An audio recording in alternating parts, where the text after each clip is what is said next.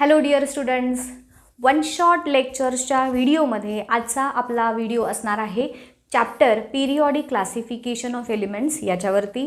या चॅप्टरमधले ऑब्वियसली सगळे इम्पॉर्टंट कॉन्सेप्ट्स मी तुम्हाला सांगणार आहे. कोणत्या कॉन्सेप्टवरती काय लर्न करायचं आहे, त्याच्यातलं कशावरती किती मार्क्सचा क्वेश्चन्स विचारला जाणार, हे सगळं आपण आज डिटेलमध्ये डिस्कस करणार आहोत. या चॅप्टरमधली सगळ्यात पहिली महत्त्वाची कन्सेप्ट ती म्हणजे नंबर ऑफ एलिमेंट्स किती आहेत, टोटल 118 ते लक्षात ठेवायचं आहे तुम्हाला. त्यानंतर पहिला जो पार्ट आहे क्लासिफिकेशन ऑफ एलिमेंटचा पहिला, दॅट इज डोबेरॅनर्स ट्रायड. ह्याच्यावरती तुम्हाला व्हरायटी ऑफ क्वेश्चन्स कसे विचारले जातात, एक तर एक्सप्लेन करायला, दुसरं म्हणजे identify Dobereiner's triad from the given list असं विचारलं जातं, किंवा मग आहेत की नाहीत ह्याच्यापैकी कोणते आहेत तर ते एक्सप्लेन करा वगैरे असं विचारलं जातं. न्यूमरिकल काइंड ऑफ क्वेश्चन्स पण विचारले जातात की ह्या दोन इलेमेंटचे तुम्हाला ॲटॉमिक मासेस दिले जातील आणि त्या मासेसच्या बेसिसवरती तुम्हाला तिसऱ्या इलेमेंटचं मास फाइंड आउट करा वगैरे, आणि ते इलेमेंटचं नाव काय आहे, अशा पद्धतीचे प्रश्न तुम्हाला याच्यावरती विचारले जातात. सो आता नीट लक्ष देऊन ऐका. डोबेरॅनर्स लॉ ऑफ ट्रायड जो आहे, तर जेव्हा डोबेरॅनरने एलिमेंट्सना क्लासिफाय केलं, ऑलमोस्ट 33 एलिमेंट्स नोन होते. तर त्या 33 एलिमेंट्सपैकी त्यानं त्या इलेमेंट्सना काय केलं, ही अरेंज्ड इलेमेंट्स, नीट ऐका, elements which are having similar properties, अशा एलिमेंट्सचा त्याने एक ग्रुप केला. So when elements which are having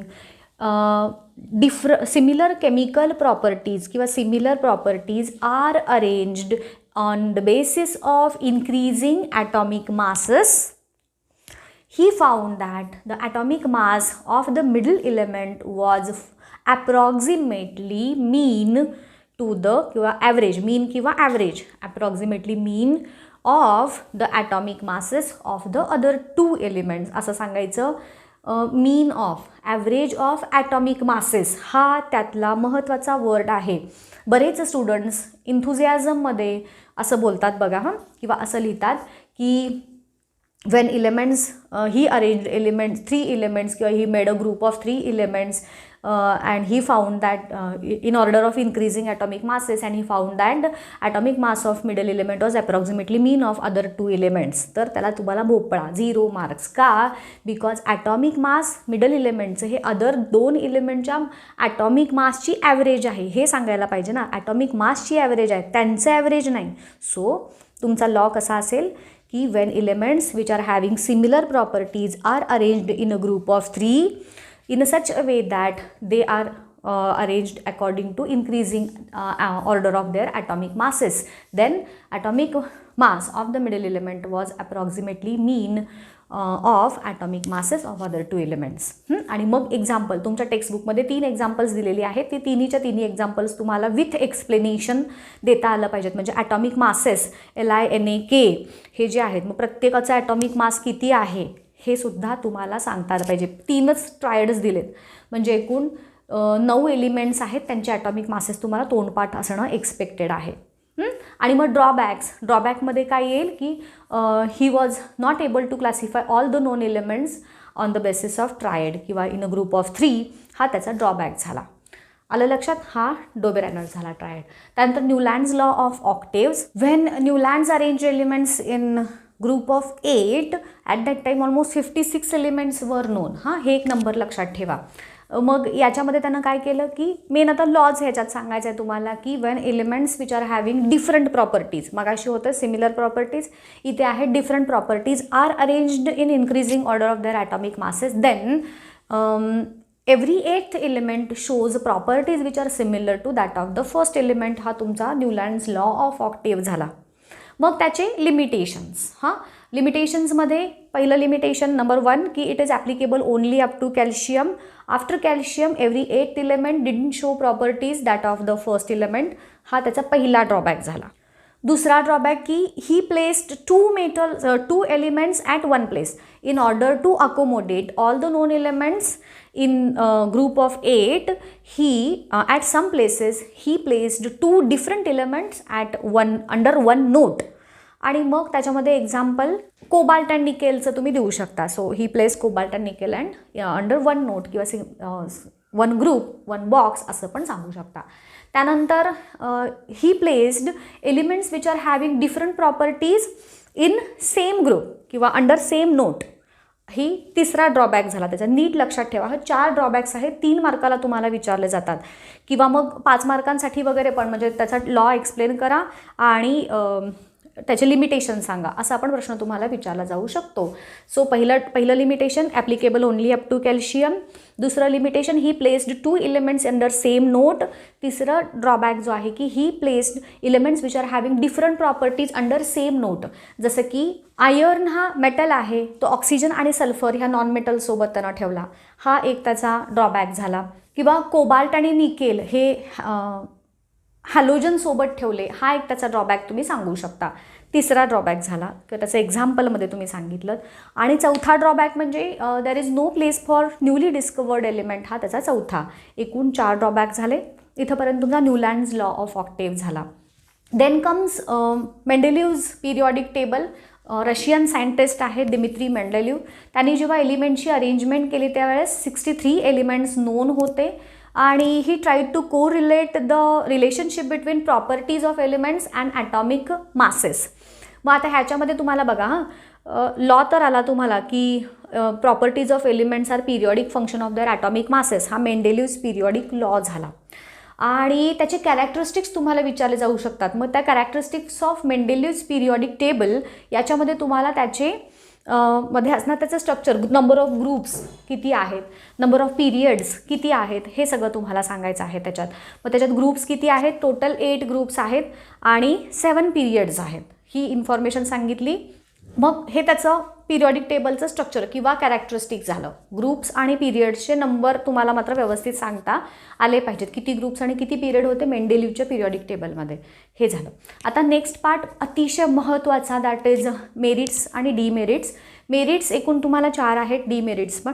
आणि आता ह्याचं को रिलेशन तुम्हाला मी मॉडर्न पिरियॉडिक टेबलसोबत कसं लावायचं हे पण सांगणार आहे. सगळ्यात आधी आपण बघूयात त्याचे मेरिट्स काय आहेत. तर जसं की तुम्हाला माहीत आहे, it was the first successful classification of all the known elements because he was able to classify all the known elements in the form of periodic table.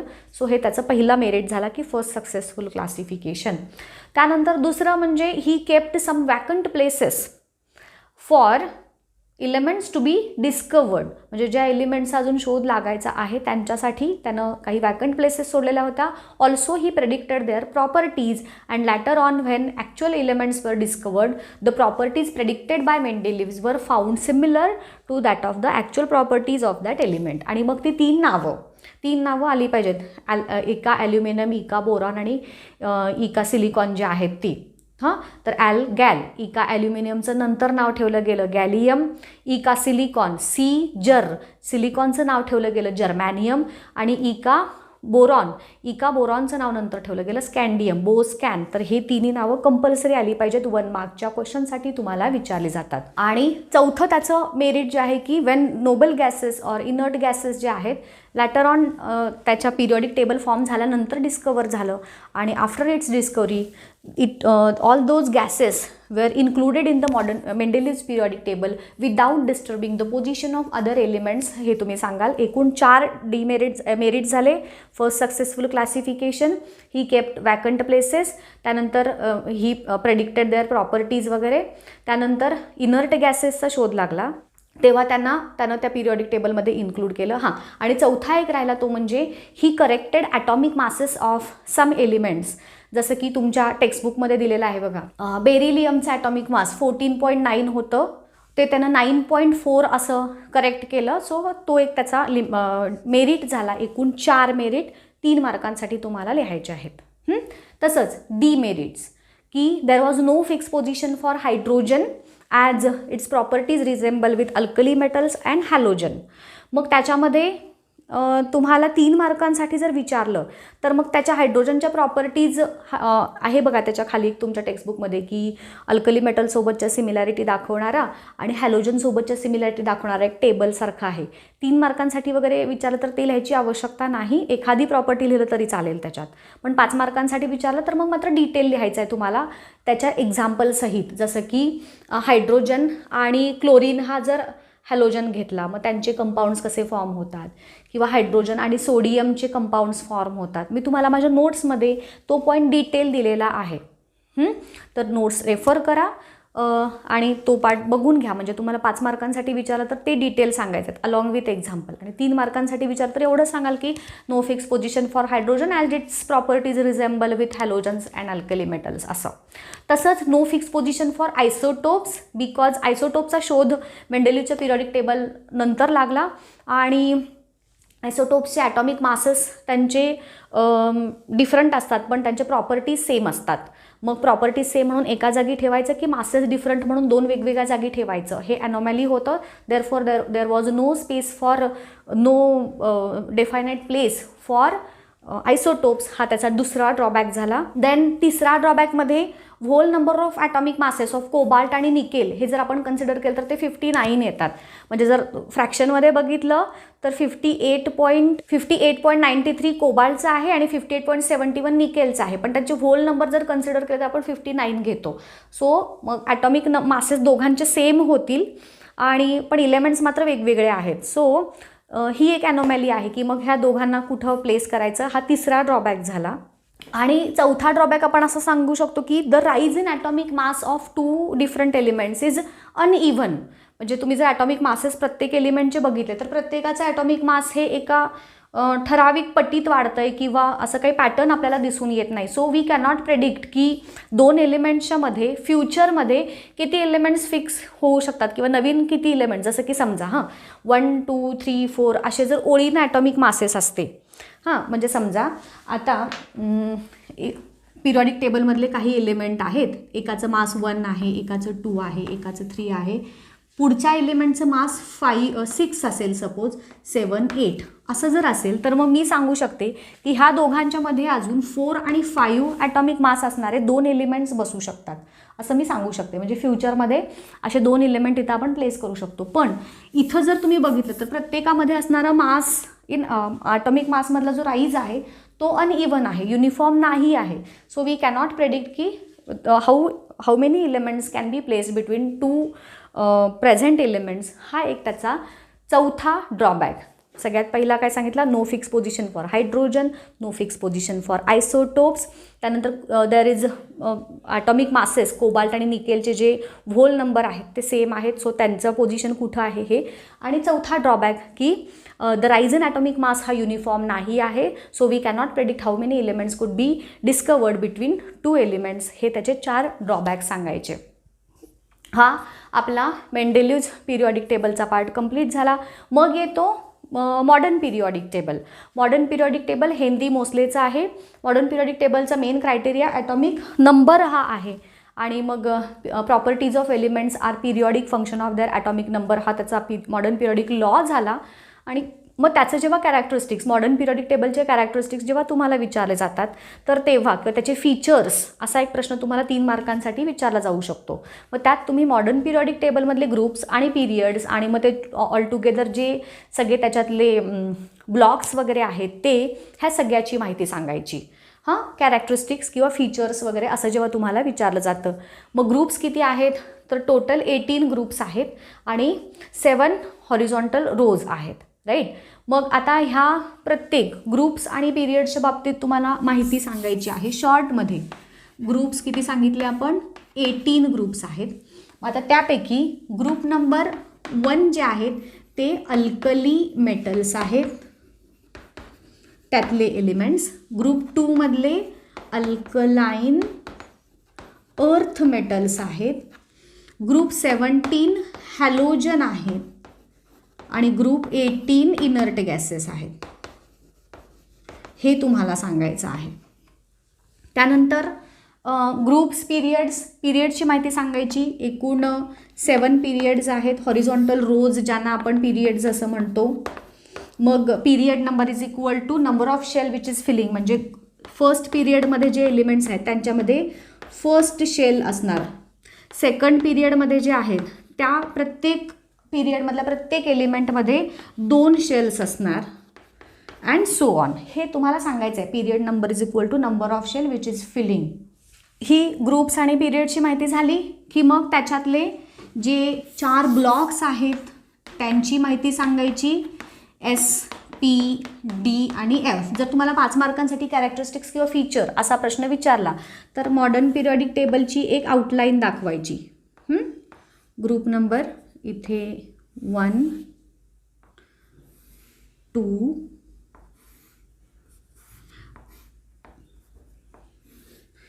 त्यानंतर 3 ते 12 अशी ही आउटलाईन दाखवायची. हां, लक्षात ठेवा.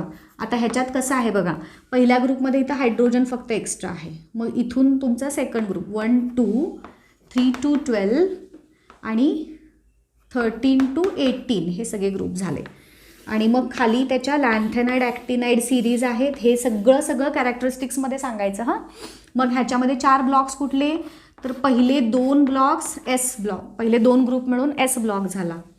हे झाले P ब्लॉक, मधला झाला D ब्लॉक आणि हा झाला F ब्लॉक.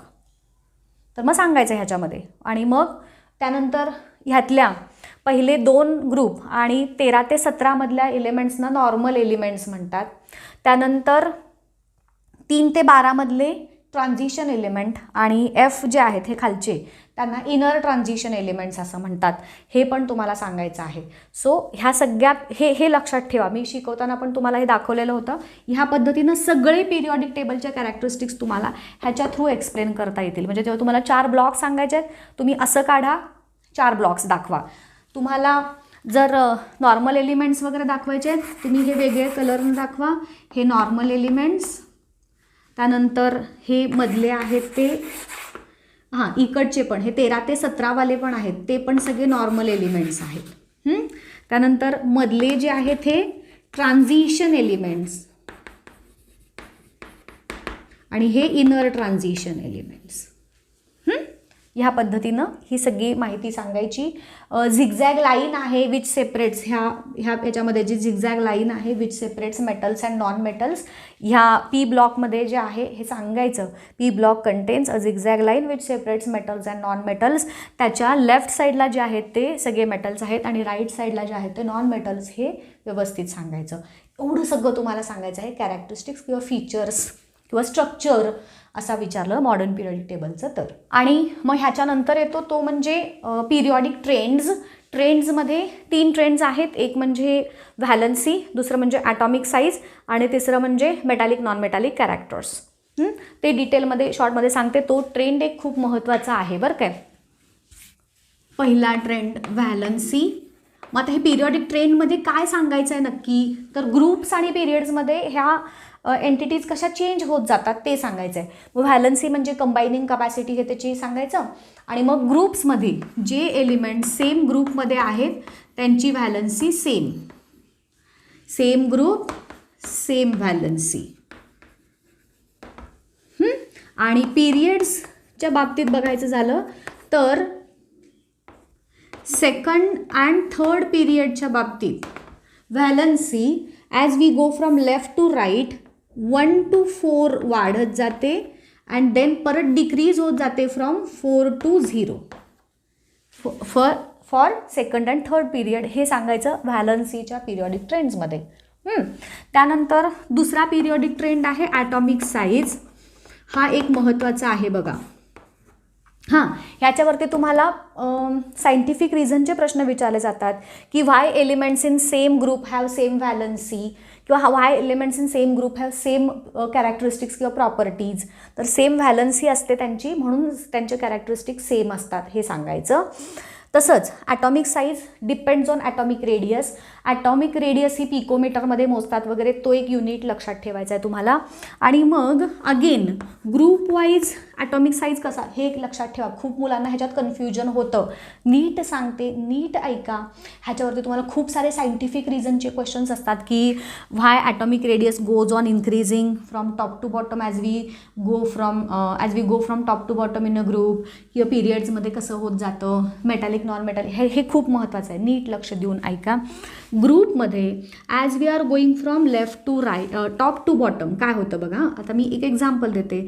फर्स्ट ग्रुपमध्ये हायड्रोजन आहे, लिथियम आहे आणि सोडियम. आता बघा जसं जसं मी सांगितलं ग्रुपमध्ये आपण टॉप टू बॉटम जात आहोत. नंबर ऑफ शेल्स प्रत्येकामध्ये वाढत जातात. हायड्रोजनमध्ये 1 शेल, लिथियममध्ये 2 शेल, सोडियममध्ये 3 शेल्स आहेत. मग as number of shell increase होत जातं, the distance between centre and outer most shell increase झालं, बरोबर. म्हणून ॲटॉमिक रेडियस वाढली आणि ॲटॉमिक रेडियस वाढली म्हणून ॲटॉमिक साईज वाढला. मग सेम वेनं पिरियड्समध्ये as we go from left to right in a period, आता काय होतं बघा, इथे आपण मी ह्या पिरियडमध्ये दाखवते. आता हा सेकंड पिरियड आहे. हां, सेकंड पिरियडमध्ये लिथियम, मग बेरिलियममध्ये पण 2 शेल, बोरॉन, कार्बन, ह्या सगळ्यांच्यामध्ये नंबर ऑफ शेल्स 2च आहेत. पण इथं बघा, आता ह्याच्यामध्ये लिथियममध्ये 3 इलेक्ट्रॉन्स आहेत, आउटर शेलमध्ये 1 इलेक्ट्रॉन झाला. ह्याचा ॲटॉमिक नंबर 3 आहे, ह्याचा 4 आहे, 5 आहे आणि 6 आहे. सो ह्याचं कॉन्फिगरेशन 2-2 होईल, ह्याचं कॉन्फिगरेशन 2-3 होईल आणि ह्याचं कॉन्फिगरेशन 2-4 होईल. आता आउटर शेलमध्ये ह्याच्या 2 इलेक्ट्रॉन्स, ह्याच्या 3 इलेक्ट्रॉन्स आणि ह्याच्या आउटर शेलमध्ये 4 इलेक्ट्रॉन्स झाले. So, as we are going from left to right in a period, as electrons are added in the same shell, the force of attraction between the positively charged center and negatively charged electrons present in outer shell increase होतो. So, the electrons get more attracted towards the center and hence the atomic size decreases. म्हणजे ग्रुपमध्ये सगळ्यात पहिला जो item आहे तो सगळ्यात छोटा आणि सगळ्यात शेवटचा आहे तो सगळ्यात मोठा असणार. आणि पिरियडमध्ये उलटं, सगळ्यात पहिला जो आहे तो सगळ्यात मोठा आणि सगळ्यात शेवटचा जो आहे तो सगळ्यात छोटा. आलं लक्षात? हे ॲटॉमिक साईजबद्दल हे सांगायचं. साईज का वाढतो ग्रुपमध्ये आणि पिरियडमध्ये का कमी होतो हे झालं. आता जो पुढची कन्सेप्ट आहे मेटॅलिक नॉन मेटॅलिक कॅरेक्टरिस्टिक्स, त्याच्यामध्ये पण तुम्ही काय सांगणार, metals have tendency to donate electrons, non metals have tendency to accept electrons.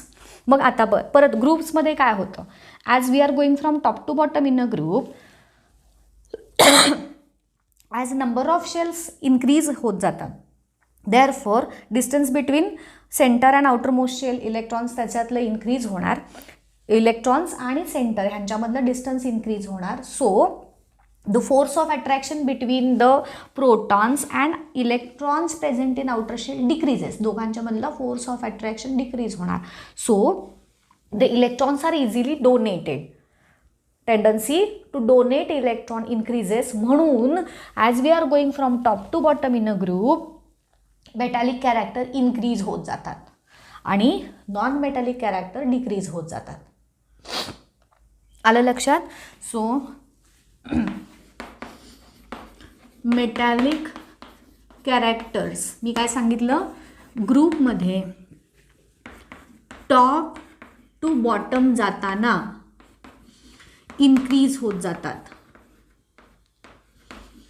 आणि पिरियड्समध्ये लेफ्ट टू राईट जाताना काय होणार, सेम आत्तासारखंच एक्सप्लेनेशन की electrons are added in the same shell, hence the force of attraction between protons and electrons increases, the electrons get more attracted towards the centre and hence they are not easily released. Electrons easily release केले जात नाहीत आणि म्हणून metallic characters पिरियडमध्ये decrease होत जाते. पिरियड्समध्ये left to right जाताना decrease होणार, मेटॅलिक कॅरेक्टर डिक्रीज होणार आणि नॉन मेटॅलिक कॅरेक्टर इन्क्रीज होणार. सो ह्या पद्धतीनं लक्षात ठेवायचं. एवढे ह्या चॅप्टरमधले महत्त्वाचे कन्सेप्ट आहेत. पहिले 20 एलिमेंट्स पेपरला बसणाऱ्या प्रत्येक स्टुडंटला आले पाहिजेत. मी जसं तुम्ही स्कॉलरशिपच्या परीक्षेला बसताना तुम्ही जसं लिहून काढता ना, पहिल्यांदा पेपरला बसलं की ABCD ओळीनं लिहायचे, त्यांच्या नंबर, तसंच सायन्सच्या पेपरला गेल्यानंतर रफ पेज तुम्ही जे असतं तुमचं त्याच्यावरती पहिले 20 एलिमेंट्स आणि त्यांचे ॲटॉमिक नंबर्स लिहायचे. एखादा तरी प्रश्न त्याच्या बेसवरती असतो तुम्हाला. पहिले 20 एलिमेंट्स लक्षात ठेवण्याची ट्रिक मी एका व्हिडिओमध्ये तुम्हाला सांगितली होती. पेपरला बसायचंसुद्धा नाही हं. जर 20 एलिमेंट्स तुम्हाला सिक्वेन्स न सांगता येत नसेल तर बोर्डाच्या पेपरला बसायचं नाही. इतकं त्याचं महत्त्व आहे, लक्षात ठेवा. त्याच व्हिडिओची लिंक मी तुम्हाला डिस्क्रिप्शन बॉक्समध्ये दिली आहे. तो व्हिडिओ बघून घ्या, ती ट्रिक बघून घ्या आणि प्रत्येकाला हे आलं पाहिजे. त्याशिवाय तुम्हाला हे ॲटॉमिक साईज, ॲटॉमिक नंबरवरती बेस्ड जे क्वेश्चन्स असतात ते येणार नाहीत, लक्षात ठेवा. मग त्याच्यावरून तुम्हाला ॲटॉमिक नंबर कळाला की कॉन्फिगरेशन, व्हॅलन्सी ह्या सगळ्या गोष्टी आपोआप सांगता येतात. म्हणून त्या पहिले कमीत कमी 20 एलिमेंट्स तुम्हाला सांगता आले पाहिजेत. सो हे झाले सगळे महत्त्वाचे कन्सेप्ट्स ह्या आपल्या पिरियॉडिक क्लासिफिकेशन ऑफ एलिमेंट चॅप्टरमधले. एक्सरसाइजमधले जे 1-1 मार्क्सचे क्वेश्चन्स आहेत ना, ॲटम हॅविंग हे smallest radius, highest atomic mass, great हे वगैरे, तो पार्ट एकदा व्यवस्थित बघून घ्या. त्याच्यातले पण बरेच प्रश्न येण्याची शक्यता असते.